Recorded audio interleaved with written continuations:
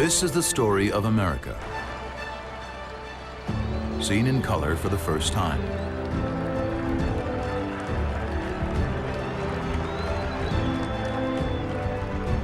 It's the roaring 20s. The country is flourishing. And the economy isn't the only thing roaring. Henry Ford ignites the auto industry. Radio unifies the nation. Dempsey's base, he lands a right. Dempsey comes back. As Charles Lindbergh ushers in the era of aviation. Americans are celebrating good times. What's the greatest country in the whole world? But progress also brings peril. Prohibition makes Al Capone a celebrity gangster. And the Ku Klux Klan marches the streets of the capital. Then, after 8 years of incredible prosperity, comes Black Tuesday and the crash of '29. This is the story of the 20s, as you've never seen them before.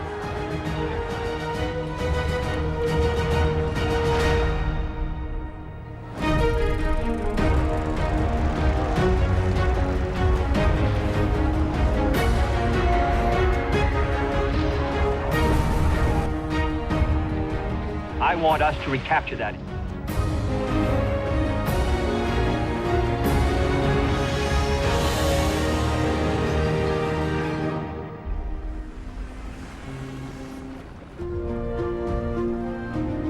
New York, 1919. 2 million U.S. soldiers return victorious from World War I.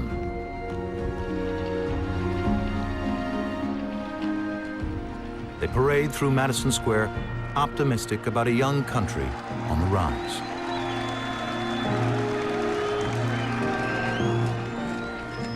At the start of the decade, New York is the world's largest financial market, the beating heart of American capitalism. But both veterans and bankers are in for an unpleasant surprise. At noon on September 16, 1920, a horse-drawn wagon passing by lunchtime crowds stops across from the J.P. Morgan Bank at 23 Wall Street. Then, an explosion kills 38 and leaves 143 seriously wounded.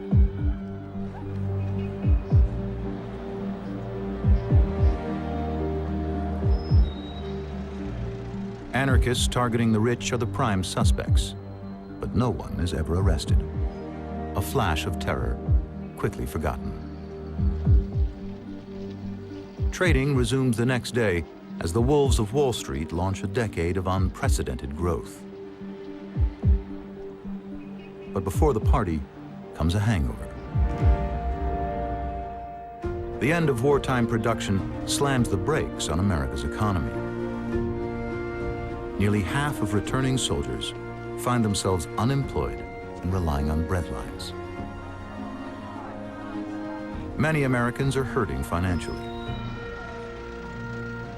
For those who can't afford leather shoes, an enterprising store offers a cheaper alternative, clogs made of wood.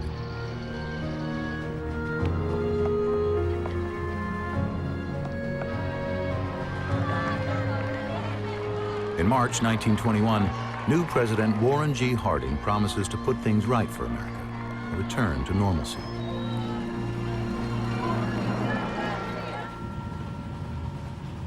Historians will later view Harding as one of America's worst presidents. But during his term, he benefited from an age of rapid innovation. One early adopter is a Fox Movietone news cameraman, Harry Birch of Chicago. When he's not filming newsreels, he takes some of the earliest known home movies, featuring his wife Lucille and son Bill.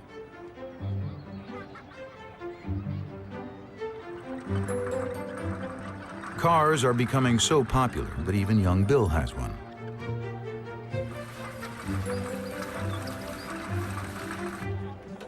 His dad has the must-have marvel of the day, the revolutionary Ford Model T.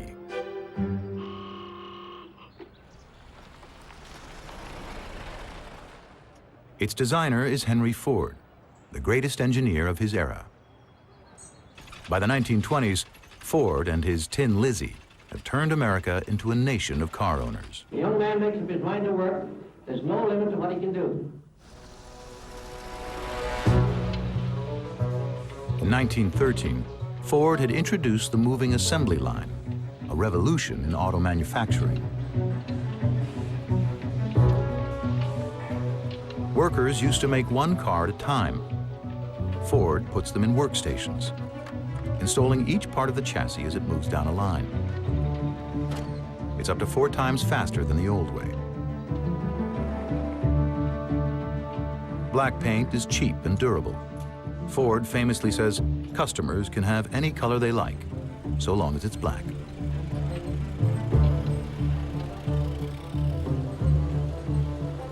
By 1920, a new car rolls off the line every 2 hours. And over half of all cars in America are Model Ts. Each one is simple, reliable, and durable. Important in a nation where less than 2% of the roads are suitable for driving.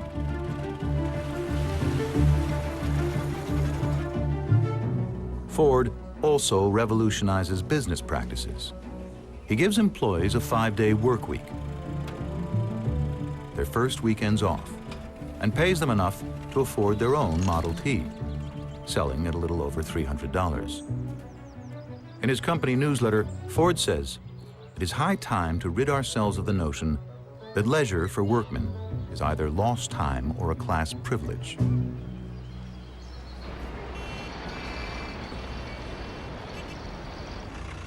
Millions of sales turned Detroit into a boom town, and Ford into a billionaire.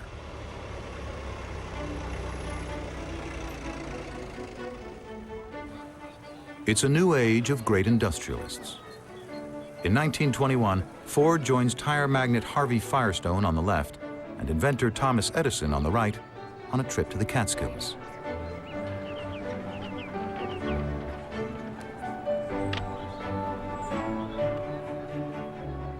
Even President Harding pays a visit.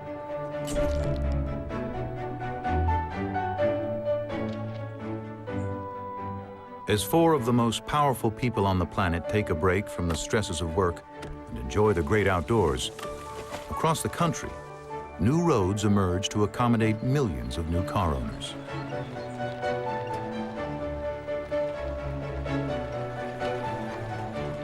By 1922, the economy is kicking into high gear. But there's one business that won't be joining the boom.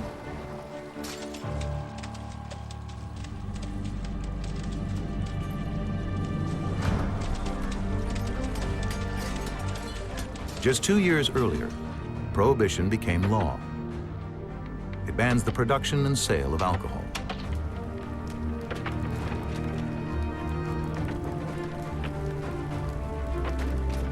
This 1922 footage in Long Beach, California, shows the police destroying $30,000 worth of liquor. This is some of the earliest film ever of prohibition. America is again a productive nation, and many believe it's also become a sober nation as well. But for some, the party never ends. It just goes underground. In this rare home movie, the Addams family of Brattleboro, Vermont, films a party where the liquor flows freely. A loophole in the law allows people to drink existing supplies at home. Even manufacturers find workarounds. In Napa Valley, vineyards stop making wine and start selling bricks of dried grapes with instructions. Say, Lucille, what do they do with all these grapes? Well, my father buys them to make grape juice. He would. Adding water and 3 weeks in a cupboard makes wine. But even these loopholes don't meet the enormous demand.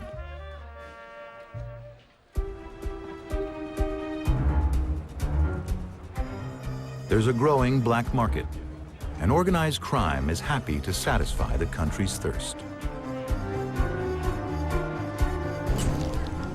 By the end of the 20s, Al Capone is earning millions of dollars a year from bootlegging.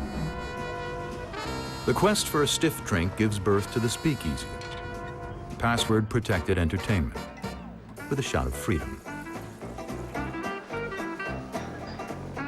For women who just won the right to vote in 1920, these underground bars inspire a new, uninhibited lifestyle. One that will shock the more conservative sectors of society. The Flapper, a hit movie, gives a name to this brash new generation of women.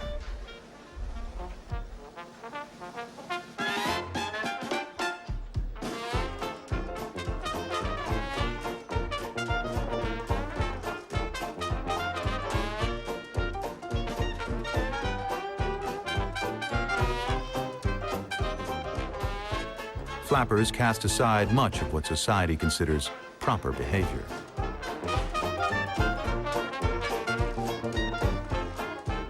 They wear short dresses, bobbed hair, and lavish makeup, celebrating a newfound sexuality.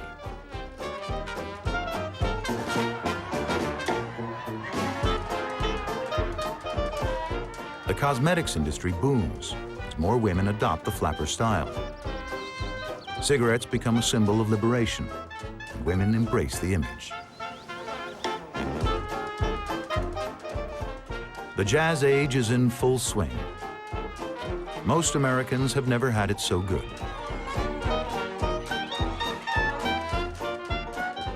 But while the flappers celebrate their social revolution,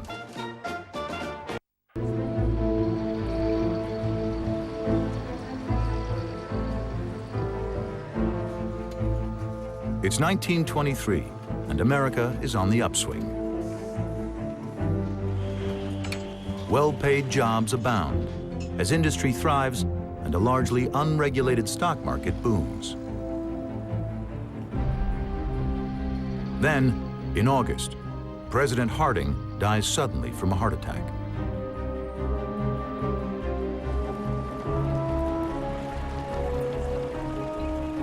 His successor, Calvin Coolidge, carries the torch of small government and big business. One of the greatest favors that can be bestowed upon the American people is economy in government. Silent Cal famously says, "The chief business of the American people is business." For most Americans, the future is bright. But the country's political, social, and economic institutions strongly favor white citizens over people of color. Nowhere is it worse than for blacks living in the Jim Crow South.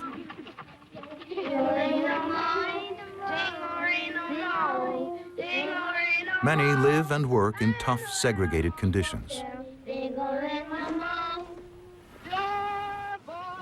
As these rare recordings show, the work songs have changed little since the time of slavery.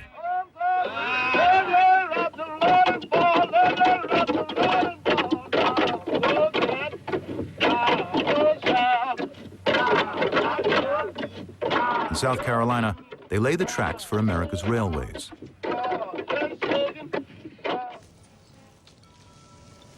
And in Port Norris, New Jersey, they shuck oysters for wealthy diners.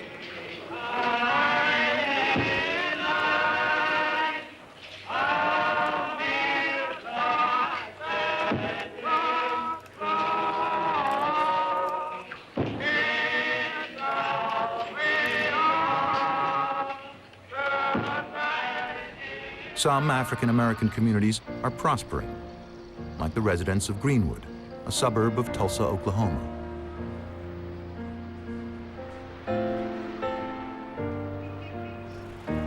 Here, former slaves were given land after the Civil War, and this rare footage shows the thriving town they built. A remarkable Baptist pastor named Solomon Sir Jones is the pioneering filmmaker. His footage was lost for more than 50 years. Jones captures the bustling life of Greenwood, which could be any American small town.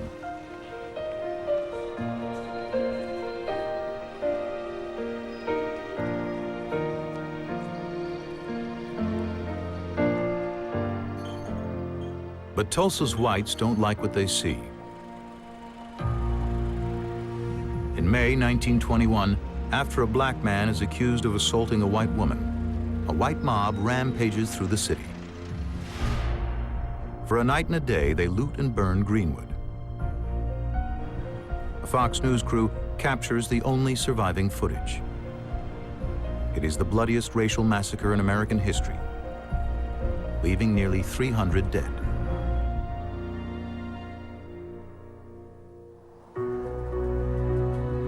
Behind the violence is a terrifying force, born in the 19th century, but until now, silent. The second wave of the Ku Klux Klan.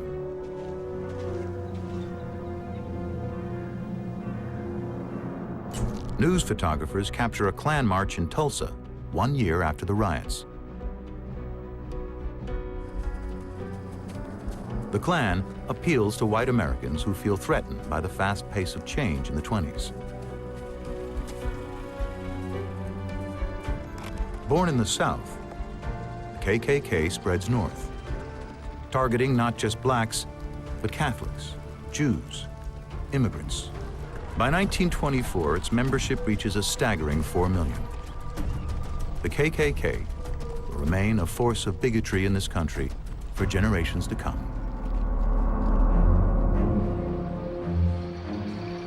Racial tensions in the South and bountiful jobs in the North prompt many African Americans to uproot their families. Nearly 1.6 million people choose to move in what becomes known as the Great Migration.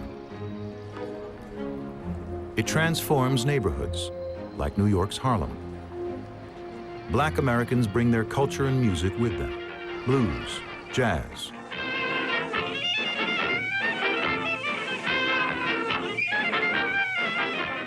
Not for the last time, black music is adopted by white America.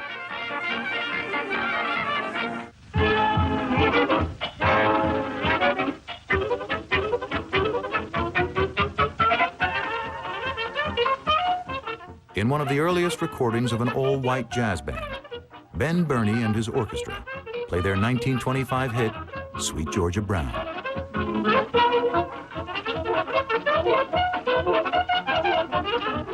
Jazz finds a new home in the raucous speakeasies and nightclubs of the cosmopolitan cities. A flamboyant former actress named Texas Guinan runs New York's 300 Club, often greeting her customers with, "Hello, suckers." Before I start to sing this song, I want it understood that no sucker in this room has been a mention how it works. Black music, illegal booze, and liberated women make her a fortune. What's the greatest country in the whole world?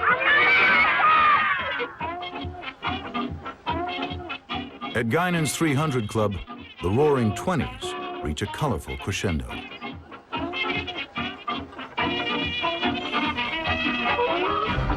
Parts of the United States are evolving faster than ever before.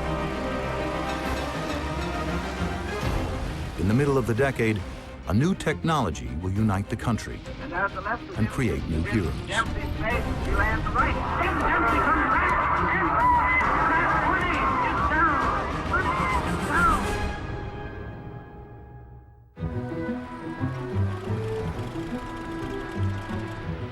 As 1925 begins, prosperity and new inventions revolutionize everyday life in America. Modern conveniences we now take for granted appear for the first time. Vacuum cleaners replace carpet beaters. Electric refrigerators, ovens, and washing machines save hours of work.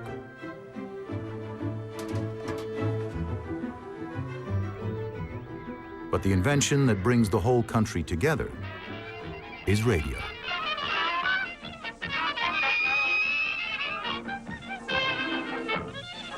This is Radio Row, New York City's Cortlandt Street, the world's largest collection of electronic stores. It will remain this way until 1966, when it's leveled to make way for the World Trade Center. Shop after shop competes by selling different models. And here, actual sounds of street crowds listening to a radio broadcast.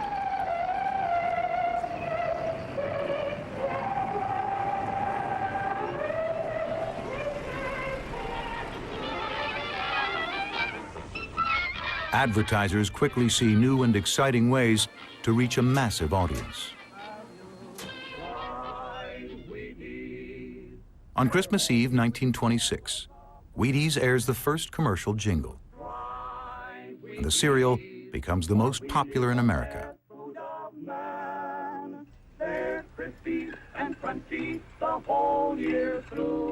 It's branded the Breakfast of Champions, and soon features prominent sports figures on each box.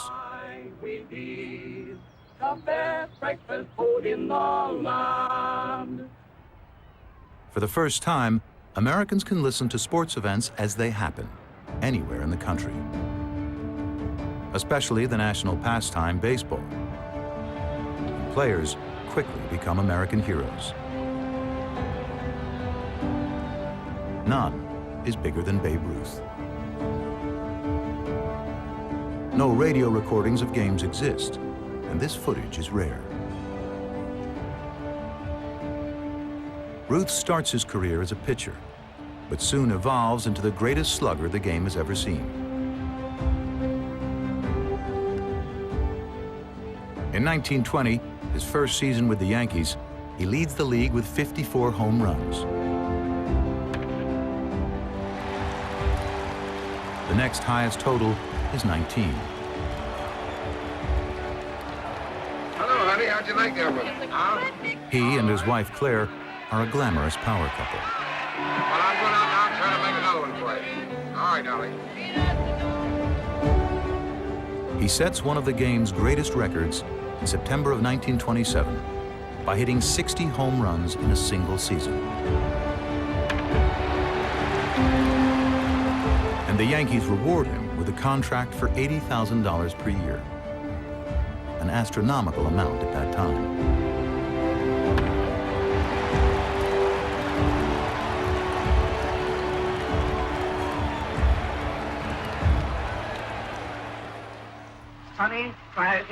By 1926, 5 million homes own a radio, a staggering increase on the 2,000 homes at the start of the decade. Just in time for one of the century's greatest sporting controversies. Boxer Jack Dempsey has won 66 bouts over 13 years. Born in poverty in Colorado, Dempsey has Irish, Cherokee, and Jewish ancestry. He's a strong, offensive fighter, making it to the top through skill and guts.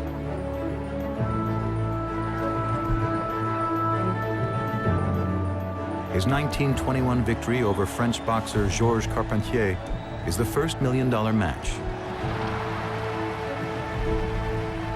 It turns him into a national star. Announcer Joe Humphreys died away. The Argentinian and the champion staged the most savage slugfest ever witnessed. In 1926, he fights Gene Tunney, a former U.S. Marine with 64 wins under his belt. Tunney shocks Dempsey and the nation with his victory. A year later, in 1927, 50 million Americans tune into the rematch in Chicago. This is the radio commentary they heard.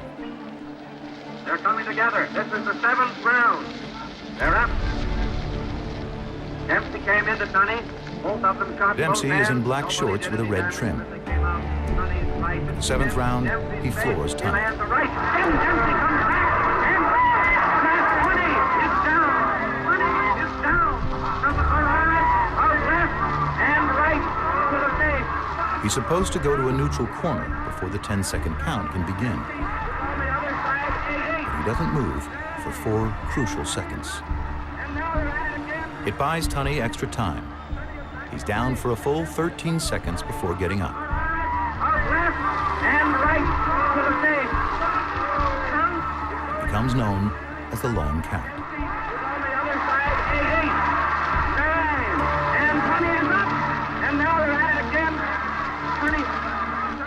fight continues, and Tunney wins on points, despite being down longer than the allowed count of 10. Over. It's all out, and Dempsey is practically Ignoring a press storm, Dempsey accepts the decision gracefully. no question now. His attitude in defeat is applauded and made famous by the radio. He retires at age 33, a wealthy, popular symbol of the American dream.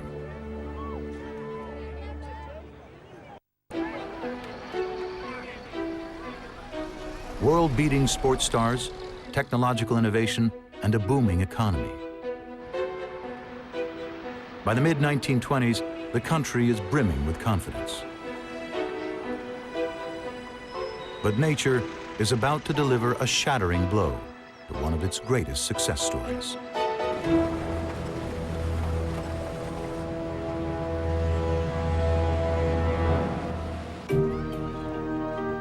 It's 1926, and Miami's economy is soaring, fueled by northerners attracted to its tropical climate and pristine beaches. Through the decade, the population grows from 30,000 to over 100,000 residents. Its blue skies, crystal waters, and swaying palm trees make it the winter party destination for the wealthy.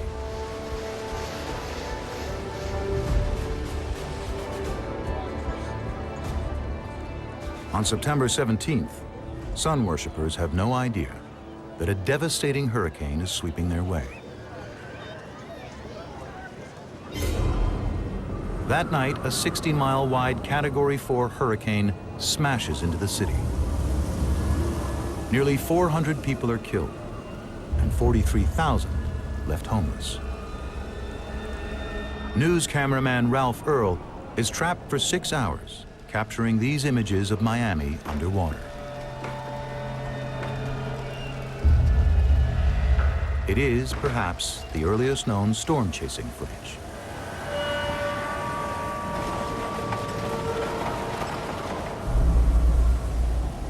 Earl, on the left, flies his shocking footage himself to be distributed to the 20,000 movie theaters across the country.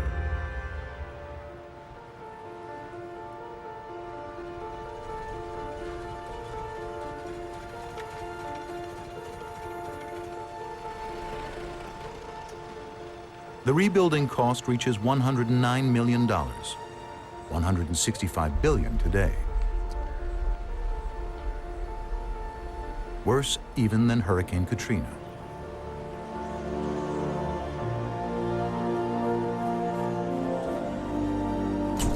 The University of Miami had just opened a year earlier and christened its teams the Hurricanes.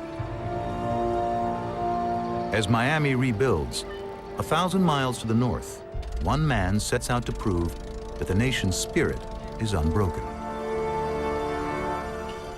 This is 24-year-old Charles Lindbergh in 1926, the aviator's earliest known film footage. He's just a year out of Army flight training school and already dreaming of making history.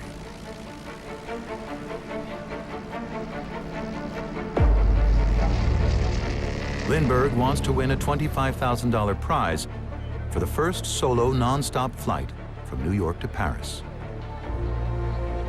At stake is the future of air travel. Transatlantic ocean liners are safe and reliable, but slow. Planes are considered too dangerous. 6 pilots have already died attempting the 3,600-mile crossing.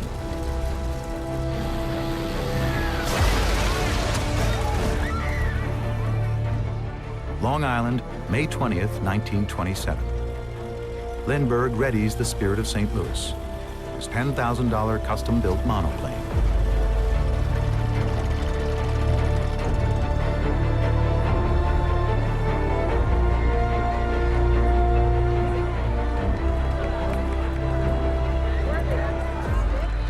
"500 spectators have gathered to see him off.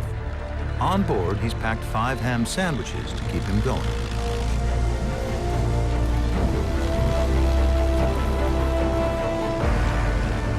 At 7:52 a.m., he's off. And after a few bounces aloft, just barely clearing telephone lines. He will be in the air for 33.5 hours. No radio and only a compass. The press dub him the Flying Fool.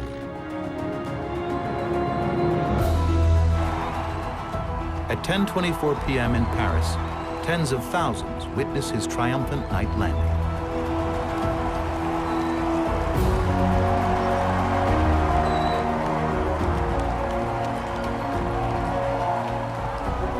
Instantly, 25-year-old pilot, now dubbed Lucky Lindy, becomes the most famous American in the world. President Coolidge orders the USS Memphis to bring him back to New York in style.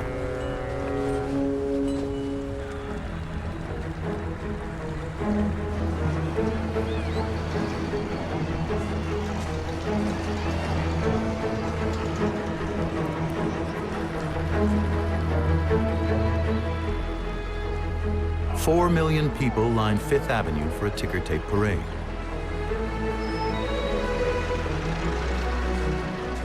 He epitomizes the nation, young, handsome, and brave. And his daring feat proves that flight is the future of travel. Congress awards Lindbergh the Medal of Honor. And the following year, he becomes Time magazine's first ever Man of the Year.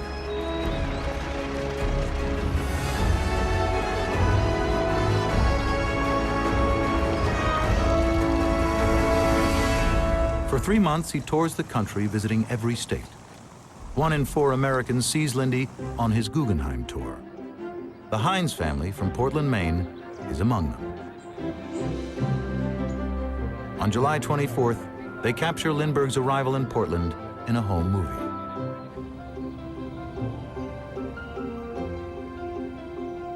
The Hines have profited from creating a successful hand cream business. A new generation of women wanting their product and the power of mass production has made them and others rich and utterly transformed America.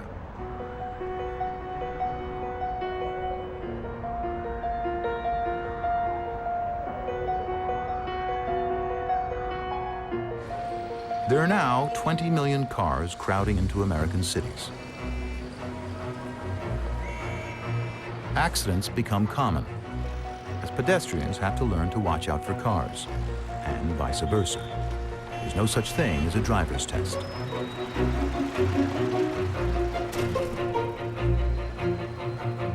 Faced with this new threat to public safety, authorities turn to innovation, like the traffic light, as seen here on New York's Fifth Avenue.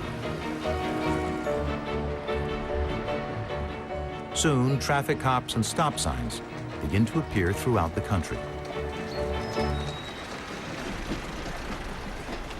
Still, fatalities increase from 12,000 in 1920 to over 30,000 by the end of the decade. Education campaigns try to highlight the dangers by putting totaled cars on display, some even shaming the drivers.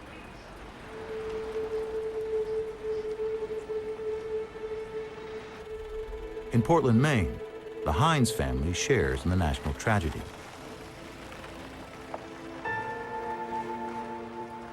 Their son, William, is seen here in home movie footage at age 5 in 1924. A year later, a Ford Model T strikes and kills him on Vaughan Street.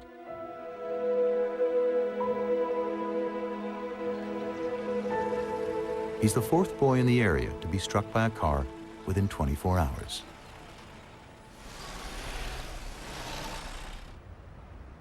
But car culture isn't the only trend shaping the country. A soaring economy has construction reaching for the sky. In Manhattan, a series of ambitious skyscrapers rise up, each competing to claim the title of tallest in the world. The Chrysler Building becomes the first man-made structure to breach 1,000 feet.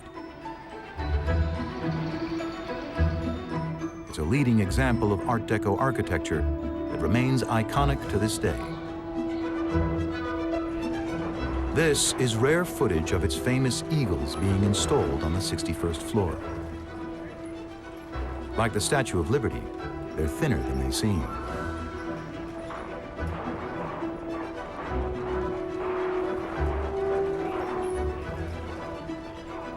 The working men who construct the buildings, known as roughnecks, are a special breed. Pretty high up there. They work without harnesses, safety ropes, or hard hats, spending 8-hour shifts in the clouds with no bathroom breaks. Workers fling red-hot rivets by hand through the air.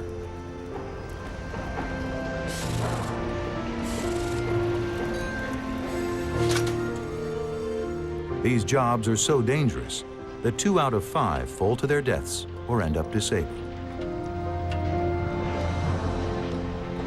Across town on 34th Street, construction begins on an enormous 102-floor office building, intended to be a symbol of New York's wealth and power.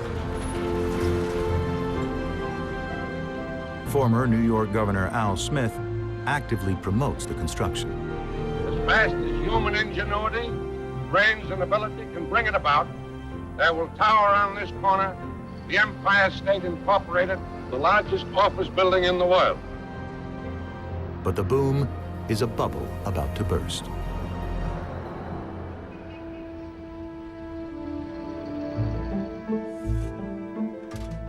Nearly 80% of goods are bought on credit. Most Americans have no savings at all. Consumers are stretching themselves thin. And with a runaway bull market, few realize what's about to come. The skyscrapers crown a hollow economy that is about to spin dangerously out of control.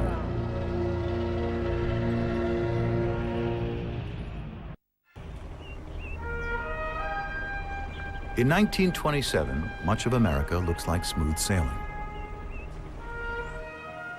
Like the mighty Mississippi, the country seems to be flowing toward a prosperous future.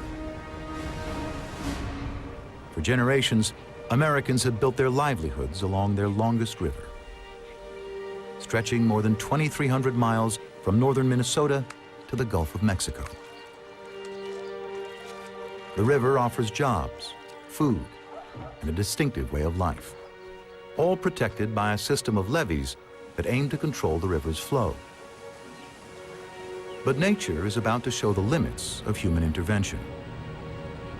8 months of extreme rainfall swell the river to unprecedented levels. Then, on April 21st, the waters burst through the levees. The devastation is staggering. An area the size of New England, over 70,000 square miles, is underwater. 1,000 are dead, mostly black families. 700,000 are homeless, and there are more than $1 billion in damages. This is the U.S. Army Signal Corps footage of the aftermath.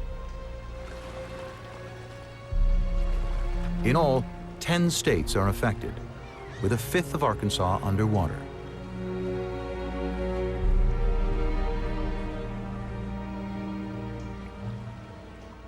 Nevertheless, President Coolidge refuses to commit federal money to help. He believes disaster relief is the job of charities and private business, not government.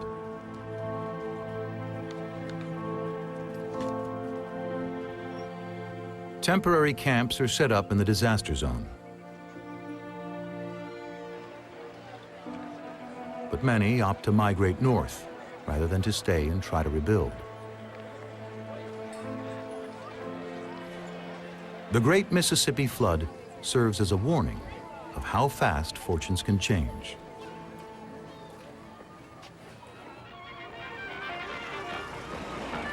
But for much of the country, the good times keep rolling along. Wall Street is booming.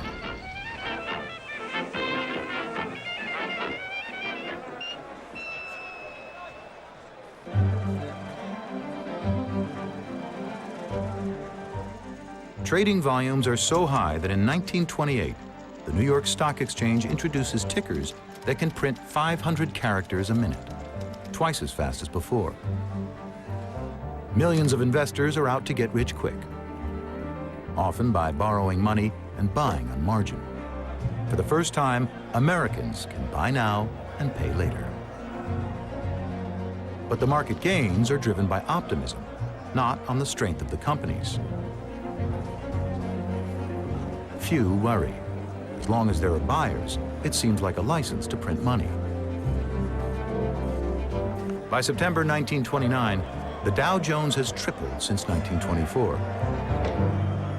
It seems like the bull market will last forever.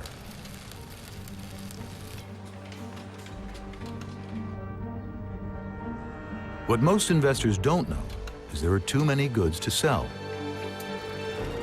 Total car sales have dropped 30%. In Detroit, unsold cars pile up in scrapyards.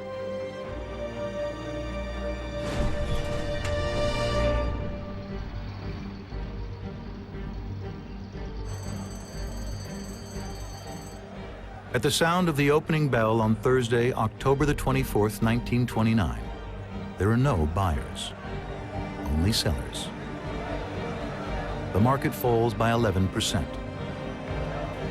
In 2 hours, $9 billion is lost. Terrified banks recall payment from traders who have borrowed money. Most can't pay, leaving the banks in crisis. On Tuesday, the 29th, the New York Stock Exchange goes into a total spiral. Brokers beg to sell at any price. It comes to be known as Black Tuesday. $25 billion evaporate almost overnight. This isn't just about Wall Street. Banks will shut down all across the country. $140 billion in savings will disappear. Ordinary people are ruined. Assistant Secretary of Commerce Julius Klein reaches out through radio to restore calm. That regardless of regrettable stock market gyrations, the position of commerce and industry throughout the country is fundamentally sound. He's wrong. After the Roaring '20s, Americans will come to know their next chapter as the Great Depression.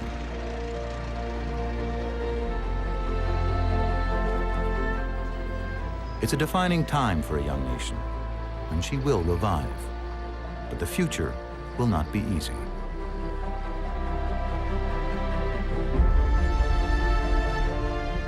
When the giant Empire State Building opens the following year, it has few tenants.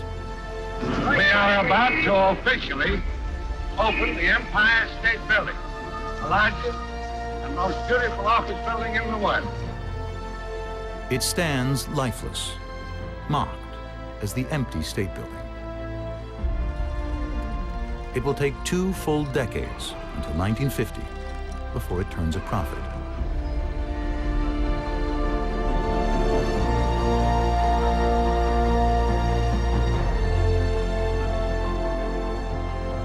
America's 10-year party has led to a hangover affecting millions. It's the greatest boom to bust in history.